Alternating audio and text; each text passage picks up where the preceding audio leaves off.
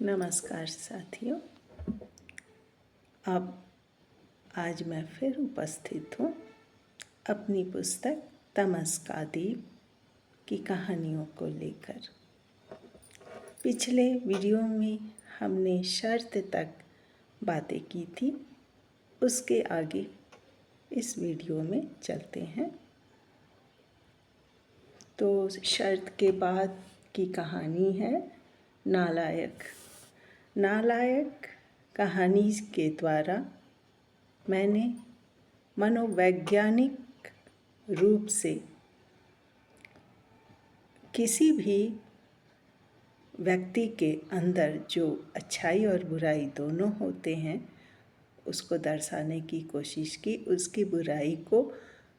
और बचपन में जो ये बातें होती हैं व्यक्तियों में, बच्चों में, कि वो जो चाहते हैं वही करना चाहते हैं, उन्हें रोका जाता है बुरी चीज़ें ना करने के लिए, लेकिन उन्हें इतना अभी ज्ञान नहीं होता कि क्या करना चाहिए और क्या नहीं करना चाहिए।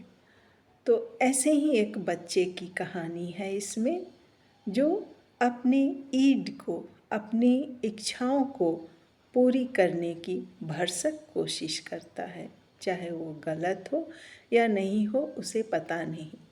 और हर व्यक्ति के अंदर सारी भावनाएं होती हैं, अपराध भाव भी होते हैं, लेकिन अच्छाई जब उस पर काबू पा लेती है तो क्या करना चाहिए यह डोमिनेट कर जाता है व्यक्ति पर। और इन दोनों के बीच मानसिक संतुलन बनाने के लिए ईगो, यहाँ पे ईगो एक बैलेंस के बीच का पोर्शन माना गया है, जहाँ पर व्यक्ति अपने को सामान्य बनाए रख सकता है। तो बच्चों में यह अभी डेवलप नहीं हुआ रहता है, तो अपराध भाव को यहाँ पे दिखाने की कोशिश की गई है। और जैसे ही इसका एहसास होता है तो फिर उसका मानसिक संतुलन बिगड़ता है। उसे एक्चुअली पता चलता है कि उसने क्या कर दिया।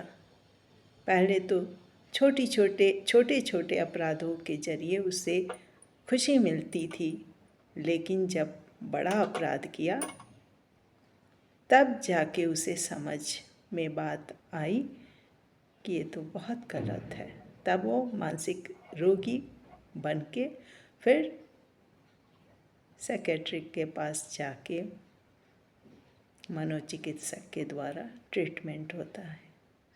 तो इस बात को दिखाने की कोशिश की गई है कि व्यक्ति के अंदर गिल्ट या प्रायश्चित की भावना भी आ जाती है, और हर व्यक्ति में सभी भावनाएं होती हैं।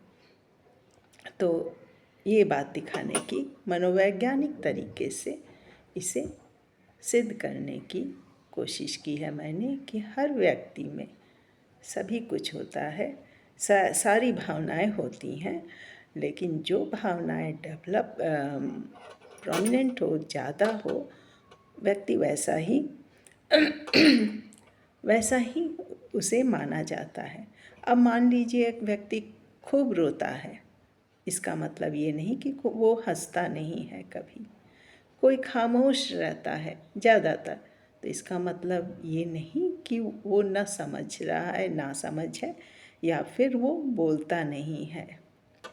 तो हर तरह के व्यक्तित्व होते हैं। तो यहाँ पे ये दिखाने की कोशिश की गई है। नालायक के बाद गंगा स्नान। जब ये कहानी लिखी गई थी बहुत पहले, 2003 या 4 में, उस वक्त गंगा प्रदूषित थी बहुत ज़्यादा। तो इस बात को उठाया गया है यहाँ पर। और उसके बाद है काश मैं भूल पाता, काश मैं भूल पाता। हाँ, ये अक्सर प्रत्येक व्यक्ति के ज़िंदगी में ऐसी घटनाएं या ऐसा ऐसी उसकी ज़िंदगी ही बन जाती है कि कुछ घटनाओं को या कुछ पोर्शन को या अपनी ज़िंदगी को ही वो सोचता है कि काश मैं इसे भूल पाता, क्योंकि यादें जो हैं हमारा पीछा नहीं छोड़ती और वो हमें याद रहती हैं। तो ऐसे ही एक व्यक्ति की कहानी है इसमें कि वो अपनी ज़िंदगी से संतुष्ट नहीं है, तो वो भूलना चाहता है अपनी गृहस्थी, अपने वैवाहिक जीवन को, और उसके बाद फिर उसको जो भूल जाता है, वाकई भूल जाता है, जो डिप्रेशन का एक कारण है। ऐसी स्थिति में लोग डिप्रेस्ड हो जाते हैं और उसमें भूल जाते हैं लोग उस पोर्शन को। उसके बाद जब वो नई ज़िंदगी जीने लगता है तो उसकी जो मोटिव है, जो ड्राइव है, इच्छाएं हैं, वो संतुष्ट होती हैं।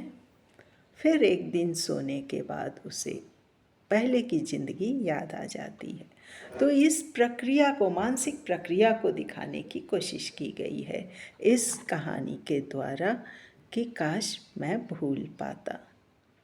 और इससे आगे बढ़ते हैं और मोहब्बत में पागल। मोहब्बत में पागल कहानी के द्वारा भी काल्पनिक दुनिया और हकीकत की दुनिया को दर्शाया गया है। कल्पना में हम कोई भी छवि अपने मन मुताबिक बना लेते हैं और हकीकत में वो वैसा होना पॉसिबल नहीं। लेकिन जो है हमारे पास उस पर हम ध्यान नहीं देते और एक्चुअल में वो हमारे आसपास ही होता है। तो इस बात को दिखाने की यहाँ पे कोशिश की गई है।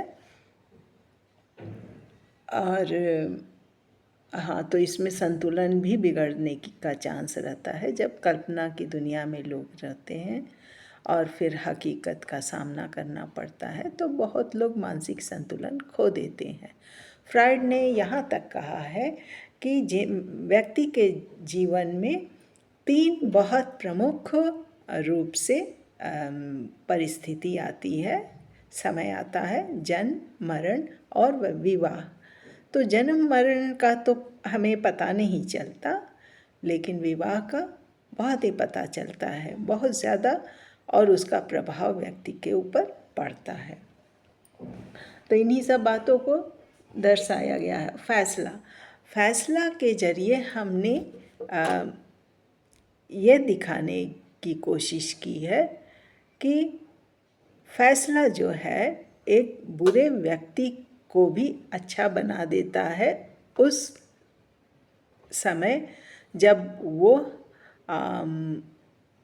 प्रेम की स्थिति में हो। लेकिन उससे भी ज़्यादा हर व्यक्ति के अंदर अच्छाई बुराई होती है, ये तो सभी मानते हैं।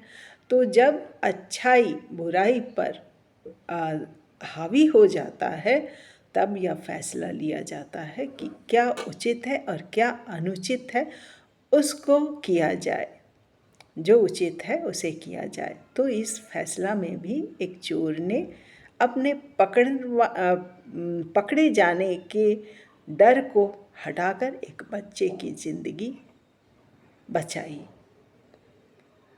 तो उसे बुरा नहीं कह सकते, वो अच्छा इंसान है, नहीं तो वो भाग भी सकता था। तो इस बात को दर्शाने की कोशिश की गई है कि कभी कभी हमारे जीवन में ऐसा समय आता है जब हमें निर्णय लेना पड़ता है और वो निर्णय निष्पक्ष होता है। अपनी जो भावनाएं हैं, जो हमारा व्यक्तित्व है, उस हिसाब से निर्णय लिया जाता है।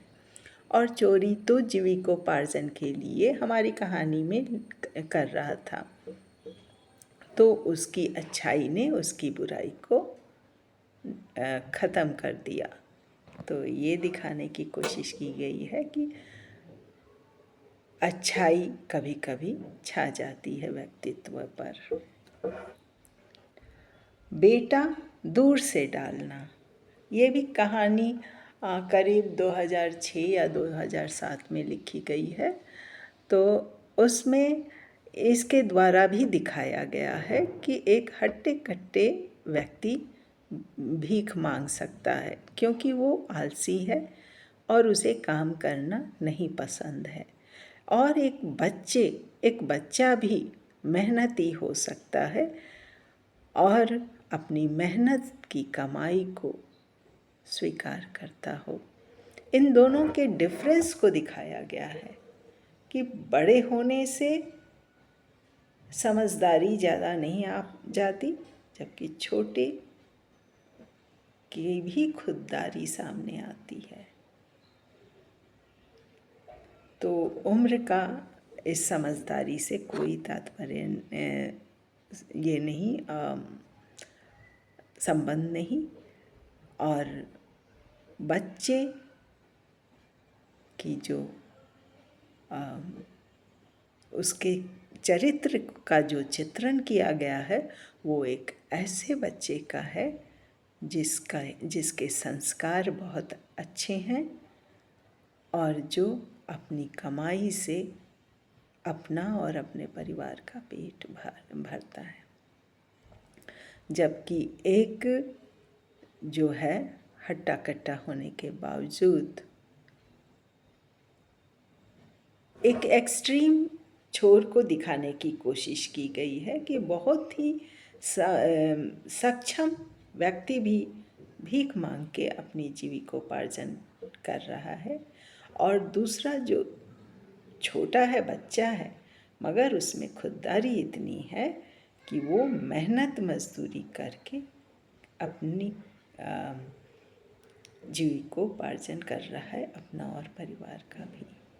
तो इस एक्सट्रीम चीज़ को दिखाने की कोशिश की है कि ज़्यादा से ज़्यादा प्रभाव उस पर पड़े जो गलत कर रहा है। तो बहुत सारी घटनाक्रम हमने दिखाए हैं जिसके ज़रिए उसका हृदय परिवर्तन होता है और अंत में वो मजदूरी करने लगता है। तो ये जो हृदय परिवर्तन हो रहा है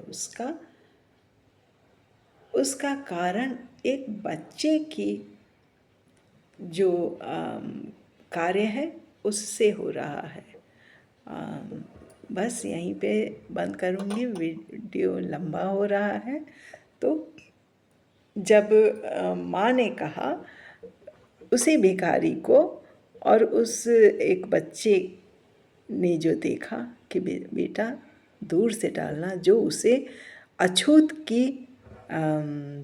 अछूत होने का एहसास दिलाया कि भिखारियों को लोग अछूत से कम नहीं मानते।